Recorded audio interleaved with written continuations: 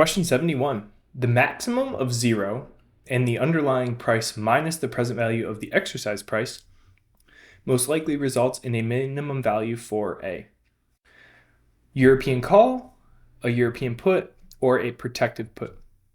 So we're looking for minimum value for European call, put, or protective put is either equal to 0 or the underlying value minus the present value of the exercise price.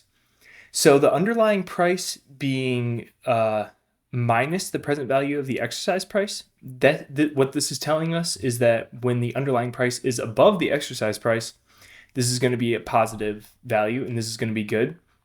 And so looking at this from the standpoint of call or put, this is going to be positive when we're looking at a call, because we want the price to go up. When we're looking at the price of a call, it's going to be higher if the underlying is higher. So if the underlying is above the exercise price, that's going to be good for the call, bad for the put. Put would be the opposite. We want the exercise price to be above the underlying price since we're bearish in the case of a put.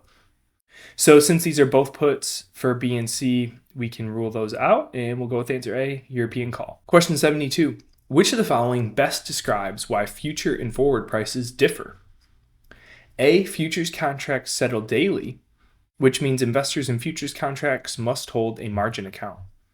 This is an accurate statement and sounds like it could be our answer so far. If a future and a forward have similar underlying and exposure, but we have to have a margin account in the case of futures, we may be willing to pay a little bit more for a forward since we can invest our dollars elsewhere instead of it being held in a margin account. So that could lead to a price discrepancy between those futures and forwards contracts. So we won't rule out A. I think that's our best answer so far. B, since traded on an exchange, futures contracts have more liquidity, which is a reason why it is cheaper to invest in them. This is going to be incorrect. Just because it's on an exchange doesn't necessarily mean it will have more liquidity. This might be a general rule of thumb, but it also won't explain why they might be cheaper. The type of contract and the underlying and the margin required are all going to be factors in the cheapness, not just because they're traded on an exchange. C, the forward contract has essentially no counterparty risk. That's incorrect. Since it is a private agreement between two parties, so forward contracts are more expensive. This is why it does have counterparty risk, because it's a private agreement between two parties. When you're doing the transaction with another party, your counterparty risk is that party. Whereas in the case of futures and they're traded on an exchange, there's no counterparty risk since it's all cleared through the OCC. So we can rule out C and confidently go with answer A, going back to our first answer. Question 73. XYZ hedge fund charges a management fee of 2% based on assets under management at year end and a 20% incentive fee. The following are the value of the investment at the end of each year before fees. That's important. Initial investment is $125 million, then end of year 1, 2, and 3. We've got these different values here. What are the fees earned by XYZ hedge fund in the third year? So we'll be looking at year 3. If incentive fees and management fees are computed independently, assume management fees are calculated using end of period valuation, and the fee structure includes the use of a high water mark. That's going to be important for our calculation, potentially. So we're looking at the fees for year 3, so going from 150 to 185. However, because we have the high water mark, we have to consider the AUM at the end of year 1, since we're going to be calculating the incentive fee based on this value, not based on the value at the end of year 2. Since our high watermark is 175 established, the issue here, though, is that it's before fee. We'll need to know what this high watermark is after fee, and then we can calculate the profits based on this 185 AUM. All right, so a lot to do here. The easiest thing to do right off the bat is going to be calculating the management fees. It's just going to be 2% based on AUM at year end, which is 185 million. So we're going to have 185 times 0.02 gives us 3.7. So then our high watermark, which is what we're going to need to calculate our profits and incentive fee. Our high watermark net of fees, we're going to take this 175 million and we're going to multiply that by, or then we're going to subtract out the management fees from that year. So 0.02 times 175. And then we're going to subtract out the incentive fees, which is going to be 0.2, which is our 20% incentive fee, and then multiply that by the profits between the initial investment and end of year one. So 175 minus 125 times 0.2, that's going to be subtracted from the 175, and the management fees are also going to be subtracted from the 175. That gets us a high water mark of 161. So our profits based on end of year 3 now is going to be 185 minus this 161.5, which gives us 23.5. We do not need to take out the management fee because we are computing them independently, which is mentioned right here. And lastly, then we take that profit, multiply by the incentive fee, get 4.7 million, add that to the 3.7, gives us 8.4, and that's going to give us answer C. Question 74. A real estate index that is based on changes in the price of properties that are sold for multiple times is most likely known as A or N. Key here, sold multiple times. It's going to be important for knowing what index we're using. A REITs index, we can rule that out. A REITs index is just going to be looking at publicly traded REITs and what their price movement and changes in value has been over time. So it's not looking at specific properties that have sold more than once to determine the value. It's just looking at these publicly traded REITs. B, appraisal index. We can rule this out as well. An appraisal index is going to be looking at individual property characteristics, and the properties don't necessarily have had to have sold multiple times or at all. It's going to be looking at things like location, and if it's a multifamily, number of units, how nice the units are. So the point of it is kind of adjust over time for the underlying market, but also for the individual characteristics of that property. And then C, using some common sense here, repeat sales index, sold for multiple times. Lines right up with what we want. We go with answer C here. Question 75. Adding alternative investments to a diversified portfolio will most likely result in A, a higher return and a lowered standard deviation. B, a higher return and a higher standard deviation. So we've got higher and lower and higher and higher.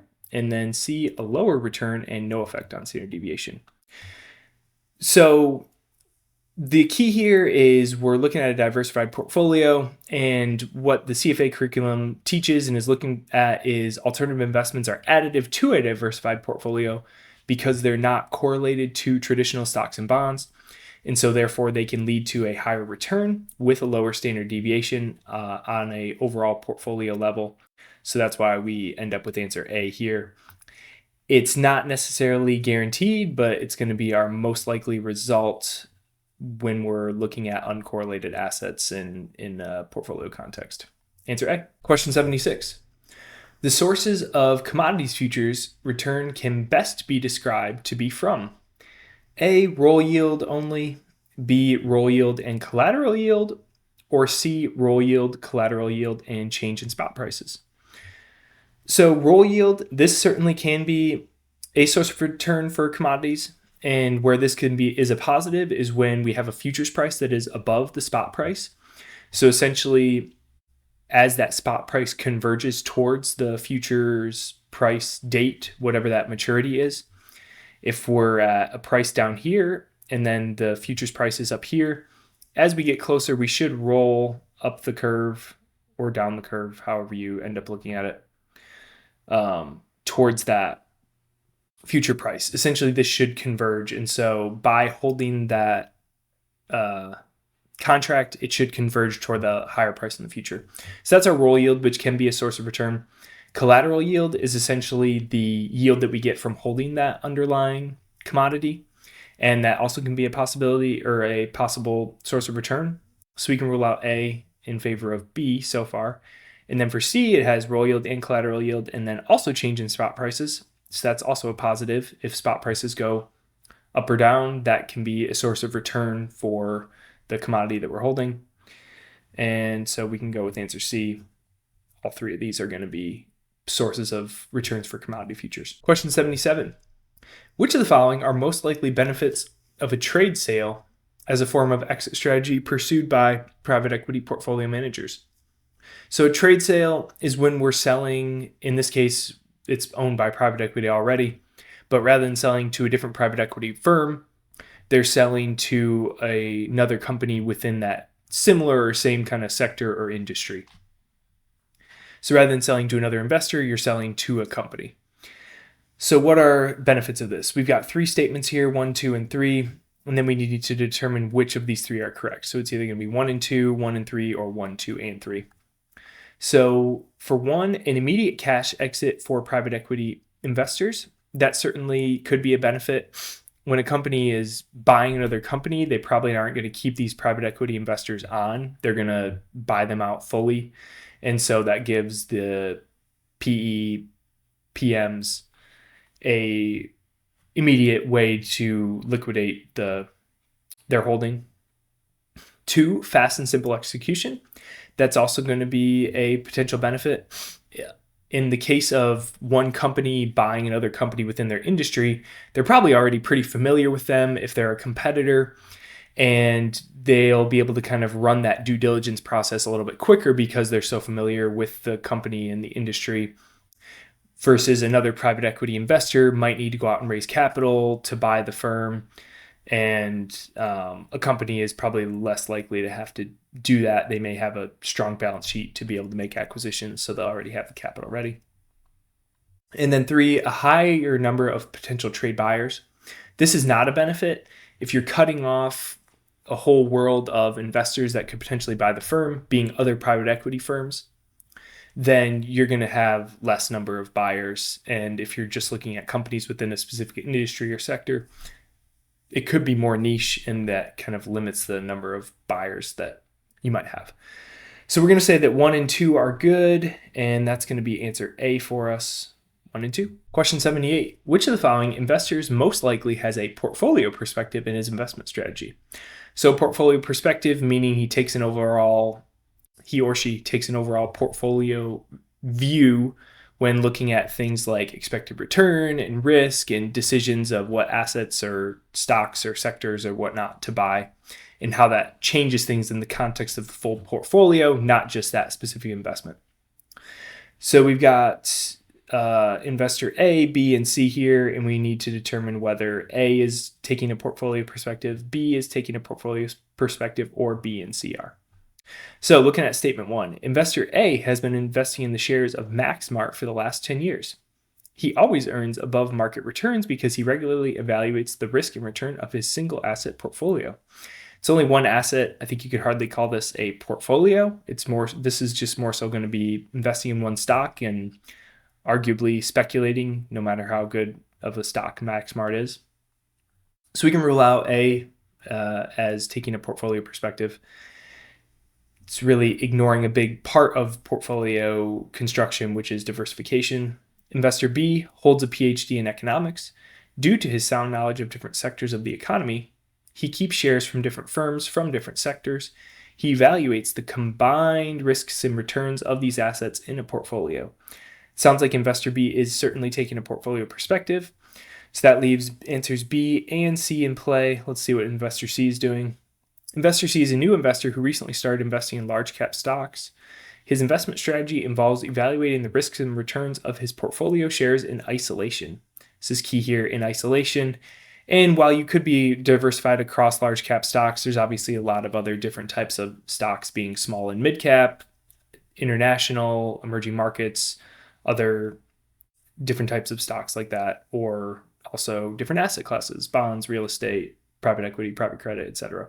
So I think we can rule out investor C as taking a portfolio perspective as well and go with answer B, only investor B. Question 79. Which of the following statements concerning risk assembling activities is most likely an example of risk budgeting? A, the beta of the portfolio must not be above 0. This sounds correct right off the bat. Budgeting our risk by putting a limit on our beta, which is a measure of our risk relative to the market. It's essentially telling us what amount of risk we can take, which would be a good example of risk budgeting. So I think A will be our answer. Let's make sure we can rule out B and C though. B, the portfolio must not include more than 55% of equities and 45% of real estate. We can rule this out by setting an asset allocation. This isn't necessarily a good example of risk budgeting. The riskiness of the equities and the real estate could vary wildly since there's different types of investments within those asset classes that could have varying levels of risk. And C, the portfolio must invest 50% of its funds in value stocks and 50% in fixed assets with maturities longer than 3 years. Similar way that we ruled out B, setting an asset allocation is not a good way of risk budgeting. When we're risk budgeting, we're going to want to be setting some type of parameters on ways that we measure risk so that our portfolio stays below or within that range. So in this case, we're looking at a beta must not be above 0. So we've got to have a beta of 0 or below that when we measure that against whatever benchmark we're using. Answer A. Question 80. During a meeting with his investment manager, an investor requested the manager not to invest his money in the Republic of Somalia. The investors believe that the taxes that Somalia collects on investments are used for arms manufacturing. Determine the most appropriate categorization of the investor's request. A, the investor's request should be categorized under tax constraints. I think we can rule that out. There's no mention of tax as far as a constraint for that investor. We're talking about a speculative idea that the taxes that they're using are used for arms manufacturing, but tax constraints are going to be related to our investor in this context, not what Somalia is doing with their tax collections.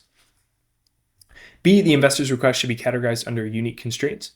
Sounds like that'll be our answer. This would be a spot to put that since it's obviously a unique request that the investor has. And C, the investor's request should be categorized under both tax and unique constraints. Since we already ruled out tax, we can get rid of this answer as well and confidently choose answer B.